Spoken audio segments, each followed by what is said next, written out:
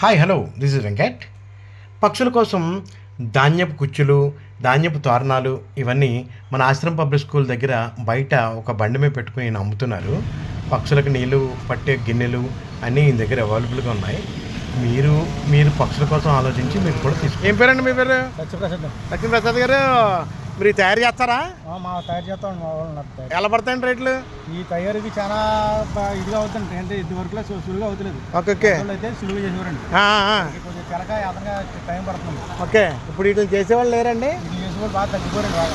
Okay, ఈ బాడుగూడ్లు కూడా మీరు తయారు చేస్తారా? తయారు చేసేసాం. ఓకే, మీది ఎక్కడ ఉంటారు సార్? మీరు ఏ ఏరియాలో? బొంచెల్లా. ఇక్కడ ఎక్కడ అమ్ముతారు? కాకినాడలో Ashram public school. Ashram public school దగ్గర ఉంటారండి. మీ దగ్గర రేగొడియాలు ఇవి కూడానండి? ఓకే, బాగుందండి. తర్వాత కాస్ట్ ఎలా ఉంటాయండి ఒక్కొక్క? చిన్నది అయితే 150 అమ్ముతున్నాం, పెద్ద అయితే 350 అలా అమ్ముతున్నాం. 350, 150 తోరణాలు ఉంటాయి మన దగ్గర. తోరణాలు కూడా ఉన్నాయి.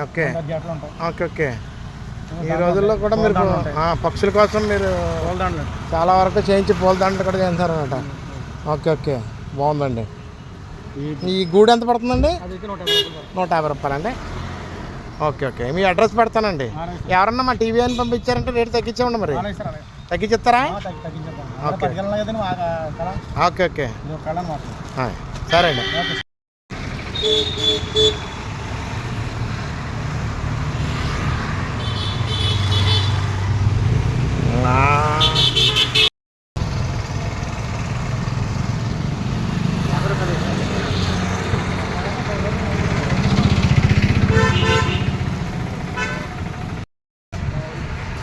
తెలీదా?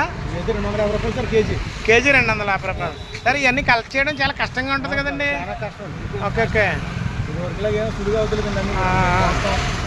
కోయడం ఇది వరకులా పని చేసే వాళ్ళు కూడా లేరు. ఆ గూళ్ళు కూడా మీయేనండి? అది కూడా మనోడియా? ఓకే, బాగున్నాయండి. పక్షికి పెడతాం చాలా మంచిదండి. ఓకే అండి.